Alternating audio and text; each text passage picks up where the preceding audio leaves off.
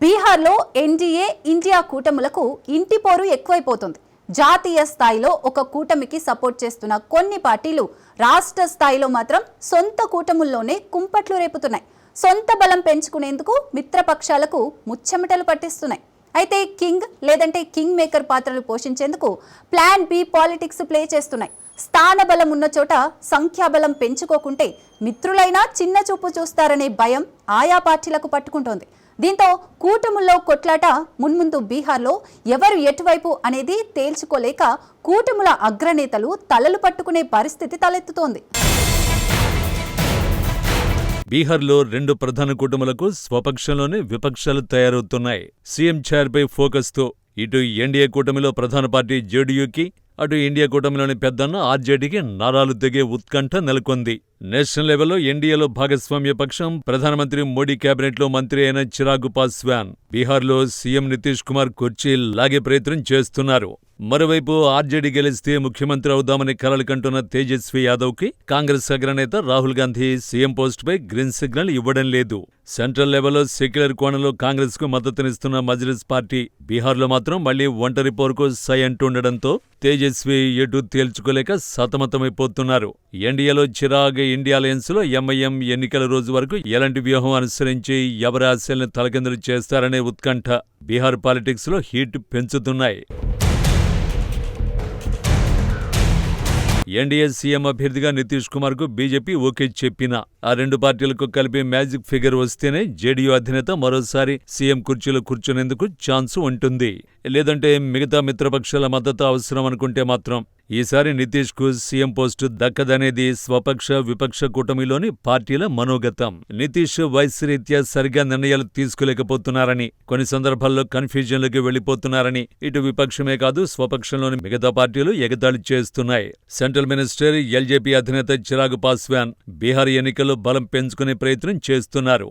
సొంతంగా పోటీ చేయడమా లేదంటే ఎన్డీఏలో ఎక్కువ సీట్లు కోరడమా అనేది ఎలక్షన్ నోటిఫికేషన్ వరకు తేలే అవకాశం ఉంది. అంతలోపు క్షేత్రస్థాయిలో ఇటు విపక్షాలపై విమర్శలు గుప్పించడంతో పాటు అటు స్వపక్షంలోని నితీష్ కుమార్ ఇమేజ్ డ్యామేజ్ చేసే ప్రయత్నాల్లో ఏమాత్రం సంకోచించడం లేదు. దళిత ఓటు బ్యాంకును సంఘటితం చేసి ఎక్కువ సీట్లు సాధించడమే కాకుండా సీఎం అభ్యర్థిగా ప్రొజెక్షన్ కోసం పొలిటికల్ స్ట్రాటజీ అప్లై చేస్తున్నారు. ప్రధానమంత్రి అండదండలు పుష్కలంగా ఉన్న చిరాగ్ ఎన్డీఏకు సెకండ్ చాయిస్ సీఎం అభ్యర్థిగా మారుతారనే టాక్ ఉంది. వాస్తవానికి బీజేపీ తమ కూటమి సీఎం అభ్యర్థిగా నితీష్ ను ప్రకటించినా ఏమాత్రం అవకాశం దొరికినా ఆయన పక్కన పెట్టేందుకు వెనకాడబోదు అనేది ఆఫ్ ది రికార్డ్ టాక్. మొత్తానికి ఎన్డీఏ కూటమిలో ఇప్పటివరకు జేడీయూ అధినేత నితీష్ కుమార్, బీజేపీ నుంచి మరో కీలక నేత థర్డ్ చాయిస్ గా ఎల్జేపీ అధినేత చిరాగ్ పాస్వాన్ సీఎం అభ్యర్థులనే ఫీలర్లు లీక్ అవుతున్నాయి. ఇండి కూటమి సీఎం అభ్యర్థిగా తనను తాను ప్రకటించుకున్న తేజస్వి యాదవ్ ఫీల్డ్ లెవెల్లో ప్రచారాన్ని దున్నేస్తున్నారు. డైలీ సర్వే అప్డేట్స్ ఆధారంగా పొలిటికల్ యాక్టివిటీస్ చేంజ్ చేసుకుంటూ పోతున్నారు. కాంగ్రెస్ అగ్రనేత రాహుల్ గాంధీకి ఆర్జేడీ లీడర్ తేజస్విని సీఎం అభ్యర్థిగా ప్రకటించేందుకు మనస్సు ఒప్పడం లేదు. అలాగే ఎంఐఎం పార్టీకి ఆర్జేడీకి మధ్య సీట్ల షేరింగ్ కుదరడం లేదు. దీంతో సొంతంగా పోటీ చేస్తామని మజ్లిస్ పార్టీ అంటోంటే అసలు హైదరాబాద్ బేస్డ్ అసద్ పార్టీ బీహార్లో పోటీలో లేకుంటేనే సెక్యులర్ పార్టీలకు మద్దతిచ్చినట్లు అని ఆర్జేడీ ఎదురు ప్రశ్నిస్తోంది. దీంతో ఈసారి మజ్లిస్ పోటీ నుంచి తప్పుకుంటుందా లేదంటే తమను చిన్నచూపు చూస్తున్న ఇండి కూటమి ఓట్లను భారీగా చీల్చి కసి తీర్చుకోవడం అనేది తేల్చుకోవలసి ఉంటుంది. వాస్తవానికి మజ్లిస్ ఎక్కడ పోటీ చేసినా సెక్యులర్ ఓట్లను చీల్చి బీజేపీకి ఇండైరెక్ట్ సపోర్ట్ చేస్తోందని, బీజేపీకి బీ టీమ్గా మారిందని విమర్శలు వెల్లువెత్తుతున్నాయి. దీంతో పోటీ చేయకుండా తమ ఓటు బ్యాంక్ అని చెప్పుకుంటున్న వర్గాలు సొంత నిర్ణయం తీసుకునేలా స్వేచ్ఛ ఇవ్వడమా అనేది మజ్లిస్ పార్టీ డిసైడ్ చేసుకోవలసి ఉంటుంది. అయితే సెక్యులర్ పార్టీల కోసం సొంత ఓటు బ్యాంకును త్యాగం చేసి ఆల్ ఇండియా లెవెల్లో ఐడెంటిటీ క్రైసిస్ ఫేస్ చేయాల్సిన అవసరం మజ్లిస్కు ఏముంటుందనే చర్చ కూడా వస్తోంది. మొత్తానికి ఎంఐఎం పార్టీ పోటీ చేస్తే సెక్యులర్ ఓట్లను చీల్చి బీజేపీకి లాభం చేయించినట్లుగా విమర్శలు ఎదుర్కోవలసి వస్తుంది. మరోవైపు ఒత్తిడికి తలొగ్గి పోటీ నుంచి తప్పుకున్నప్పటికీ ఇండి కూటమి విజయం సాధించకుంటే మజ్లిస్ సొంత బలాన్ని కోల్పోయి మైనారిటీ సమాజం నుంచి విమర్శలను ఎదుర్కోవలసి ఉంటుంది. బీహార్ సీఎం రేస్లో కూటముల సిగపట్ల మధ్య ప్రస్తుతానికి ముగ్గురు సీఎం అభ్యర్థులు క్లియర్ కట్ గా కనిపిస్తున్నారు. సీఎం నితీష్ కుమార్, ఆర్జేడీ అగ్రనేత తేజస్వి యాదవ్, ఎల్జేపీ అధినేత Chirag Paswan CM chair target గా పొలిటికల్ గేమ్స్ ప్లే చేస్తున్నారు. అయితే బీజేపీ హైకమాండ్, కాంగ్రెస్ అధిష్టానం ఎన్నికల ఫలితాల తర్వాత ఎవరిని సీఎం చేస్తారనేది ఆయా పరిస్థితులను బట్టి ఉంటుంది.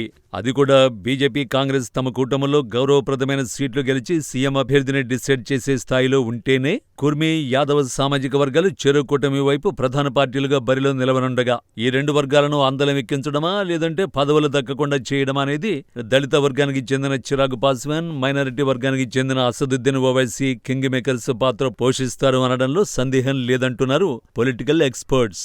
నితీష్ వైపు మోడీ మొగ్గు చూపే పరిస్థితులు కనిపించకుంటే ఎస్సీ కోటాలో చిరాగ్ సీఎం అయ్యే అవకాశాలు పుష్కలంగా ఉన్నాయనే టాక్ వస్తోంది. ఇండి కూటమి పవర్లోకి వచ్చి మజ్లిస్ ప్రాబల్యం పెరిగినా, ముస్లిం ఎమ్మెల్యేలు ఎక్కువ సంఖ్యలో గెలిచినా మైనారిటీ వర్గానికి ఈసారి డిప్యూటీ సీఎం ఛాన్స్ ఉంటుందనే విశ్లేషణలు వస్తున్నాయి.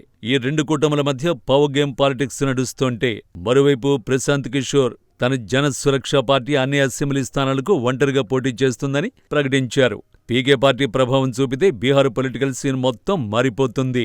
పీకే గేమ్ చేంజర్ అవుతారా లేదంటే సంప్రదాయ పార్టీలుగా రాజకీయం చేస్తున్న మజ్లిస్, ఎల్జేపీ పార్టీలు కింగ్ మేకర్ అవుతాయనేది ప్రధాన పార్టీల్ని ప్రజలు ఎంతవరకు నమ్మి ఎవరిని విశ్వసిస్తారనే విషయంపై ఆధారపడి ఉంటుంది.